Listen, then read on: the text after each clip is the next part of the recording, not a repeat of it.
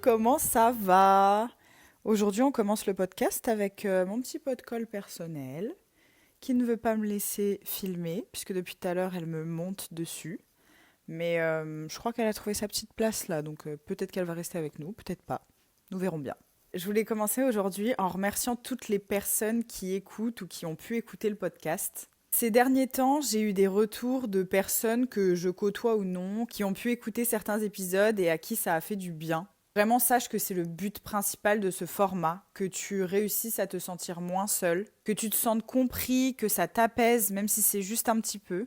Donc ça me touche vraiment fort que certains puissent ressentir ça. Vraiment mille merci de m'écouter et mille merci pour les retours. Je me souviens à quel point j'ai ressenti la solitude, à quel point j'étais perdue, à quel point j'étais malheureuse, parce que je me sentais incomprise par les autres, mais aussi par moi-même. En créant la bise, je voulais vraiment que ça serve pour les personnes qui peuvent ressentir ça et qui savent pas quoi faire de ces émotions. J'essaye vraiment de créer l'atmosphère dont j'aurais eu besoin, que j'aurais aimé avoir dans ces moments qui justement étaient plus sombres.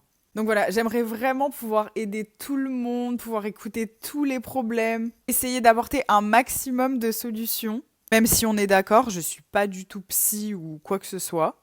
Malheureusement pour le moment, c'est pas possible, j'ai pas encore trouvé l'idée qui ferait que. Donc ce podcast, c'est ma façon à moi d'essayer d'aider un maximum de personnes. En tout cas, avec les moyens que j'ai pour le moment. Bref, en tout cas, merci tout plein. Pendant le dernier épisode, j'ai parlé du fait qu'aller mal, c'était ok et qu'il fallait pas s'en vouloir pour ça, il fallait pas se blâmer ou quoi que ce soit, c'est des choses qui arrivent. Il y a des fois où ce sera facile de l'accepter, mais il y a des fois où même si là je te dis qu'il faut l'accepter et que c'est ok, bah ton cerveau il va penser tout le contraire. Et pour ces jours compliqués, alors voici quelques conseils ou du moins quelques vérités qui je pense te feront un peu de bien. C'est un peu le guide de comment ne pas se sentir nul. Mon premier conseil, ce serait ne t'identifie jamais aux petites actions négatives. Cet examen que t'as foiré, ce plat que t'as raté, ce truc que tu remets au lendemain depuis des semaines. Enfin bref, toutes ces choses négatives qui arrivent à tout le monde finalement, mais qui, le jour où ça t'arrive dans une mauvaise période, bah c'est la goutte de trop.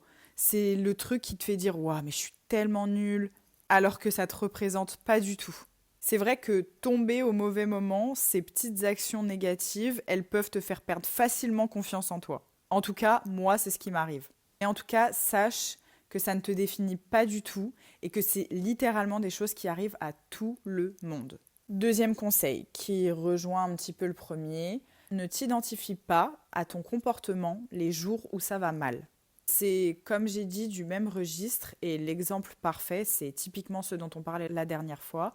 Cette journée où tu fais rien du tout, où t'as pas du tout été productif ou productive, où parfois même tu peux te sentir abattu, enfin bref. Surtout que là on parle que d'une journée, mais parfois ça peut durer des semaines, voire des mois, voire carrément représenter une période de ta vie. Et là c'est la même chose. Il faut que tu gardes en tête que la personne que t'es à ces moments-là, c'est pas toi. En tout cas, c'est pas le toi sans tous les bagages d'anxiété, d'angoisse qui l'encombrent. C'est une partie de ton vécu, c'est certain, mais ça ne représente pas ta personne, ta personnalité, tes valeurs. C'est une version de toi, mais comme j'ai dit, qui est encombrée. Et ça, faut le prendre en compte. Le prochain conseil, c'est ne pas s'identifier dans le regard des gens.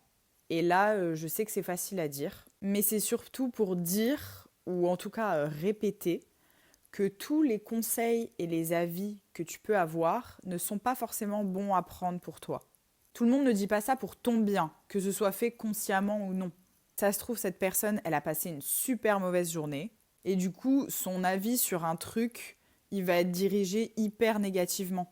Sauf que toi, ce que il ou elle a pu te dire, ça va te rester dans la tête. Et parfois longtemps, même des années. Alors que la personne qui t'a dit ça, ben, dans 3 secondes, elle y pensera plus. Encore une fois, je ne fais pas une généralité. Il y a du positif à prendre parfois, bien sûr, et selon les situations, il faut savoir se remettre en question. Après, je pense que tu sais discerner si les choses qu'on te dit, elles sont fondées ou non. Il faut juste apprendre à les reconnaître, mais en soi, avec le temps, on y arrive de mieux en mieux.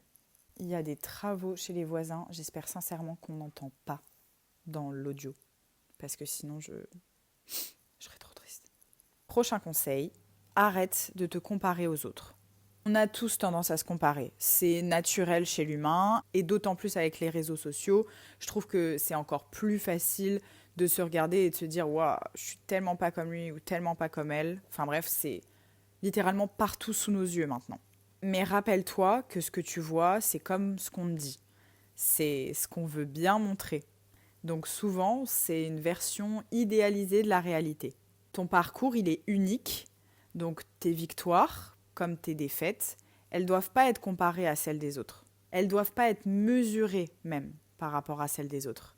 Parce que dans tous les cas, on a tous notre personnalité, nos bagages, on vit les choses et on les ressent d'une certaine manière, ce qui fait que ça rend tout ce qu'on vit incomparable. On est tous différents, on a chacun nos forces, chacun nos faiblesses. Donc ne te compare pas, parce que même si on parle d'un même événement, par exemple, tu pourras pas l'avoir ressenti ou vécu de la même façon que ton voisin. Parce qu'on a tous chacun nos caractères. Le prochain, je trouve qu'il est super important, c'est accorde-toi un droit à l'imperfection. Personne n'est parfait et personne ne te demande de l'être. L'erreur est humaine et c'est même une étape normale de l'apprentissage. Tout le monde passe par là. Plutôt que de te blâmer, qui est un peu la solution de facilité, parce que, encore une fois, l'humain a facile à voir le négatif plutôt que le positif, essaye de voir quelle leçon t'as pu en tirer. Parce qu'il y a quelque chose à retenir pratiquement à chaque fois. C'est rare qu'il y ait aucune leçon sur un vécu un peu négatif ou quelque chose qu'on considère en tout cas comme une erreur. Souvent, le fait d'être très dur avec soi-même et de s'ordonner un peu la perfection comme ça peut venir de traumatisme évidemment, mais souvent on le relaye dans la vie juste nous avec nous-mêmes. Je sais pas si c'est clair ce que je dis, mais une fois qu'on a un peu perdu ou qu'il n'y a plus cette personne qui nous a donné ce traumatisme de tu dois être parfait ou ce que tu fais doit être parfait sinon c'est pas légitime, souvent on prolonge ce schéma nous-mêmes. Et personne ne mérite ça. Genre vraiment, personne ne mérite ça. Personne ne mérite de penser que il ou elle n'en vaut pas la peine, il ou elle n'est pas assez parfait, ce qu'il fait ou ce qu'elle fait n'est pas assez parfait.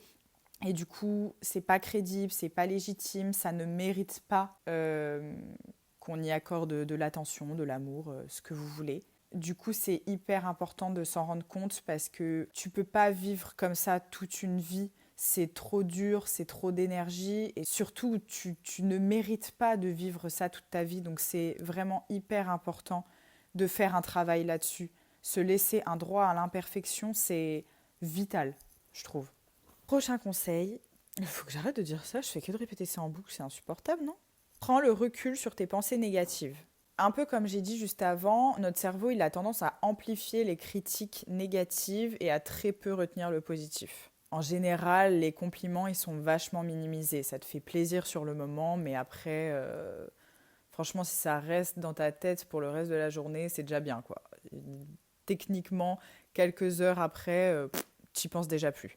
Alors qu'une critique négative, en général, ça peut te rester des heures, voire des jours, voire des semaines, voire toute une vie dans ta tête. Et du coup, c'est exactement la même chose si ces critiques négatives, si ces reproches un peu viennent de toi. Quand tu te sens nul et quand tu te dis à toi-même que tu n'es pas satisfaite ou pas satisfait, essaye de te demander si ton reproche ou ta critique, elle est fondée. Ou bien si c'est juste une impression passagère. Laisse-toi le temps. Parce que sur le coup de l'émotion, tout paraît plus gros, tout paraît plus fort. Et en te demandant si c'est vraiment la réalité, tu vas aussi laisser agir le temps qui va un peu adoucir ces pensées. Après ça, elle prendra moins de place et du coup, ce sera plus facile aussi pour l'analyser. Le dernier, et je pense un des plus importants au monde, et encore quelque chose que pas assez de gens respectent ou prennent le temps de faire en tout cas, fais une pause. Et recharge tes batteries. Il y a de grandes chances pour que ce sentiment de nullité il vienne d'un sentiment d'épuisement mental ou physique, ou les deux. Du fait que tu sois trop surchargé en fait. Prends le temps de te reposer, de te détendre, de te vider la tête. On ne parle pas là de faire une pause pour mieux appréhender les choses, etc. On parle juste de ne même plus y penser. De te détacher un maximum. Vraiment pour prendre ce temps, pour recharger tes batteries, ton énergie, etc. Et après, tu verras les choses beaucoup plus clairement. Pour justement, un peu comme j'ai dit avant, ne pas avoir ce brouillard qui est l'angoisse, l'anxiété, le stress, qui du coup fausse tes émotions, fausse ton comportement, fausse tes réactions, etc. Faire une pause, je pense que c'est quand même quelque chose qu'on entend pas mal, je trouve. En tout cas, qu'on peut entendre pas mal, mais où il y a encore trop de personnes qui ne le font pas du tout et qui ne mesurent pas justement l'importance de faire une pause. Voilà, du coup, je pense que pour aujourd'hui, on a un peu fait le tour de ce que je pouvais dire. Des conseils comme ça, j'en ai d'autres, j'en ai plein. Des façons de voir les choses autrement, franchement, trop ma came. Donc, j'ai plein de choses à dire sur ce sujet. Donc si une partie de t'intéresse, n'hésite pas à le dire en commentaire. Rappelle-toi que dans tous les cas, le plus important, c'est de t'accepter et d'être gentil avec toi-même. Je le répéterai jamais assez, je pense. Comme d'habitude, je t'invite à t'abonner, peu importe ta plateforme d'écoute, sur YouTube, de liker, de commenter, ça me ferait super plaisir et ça m'aiderait beaucoup aussi.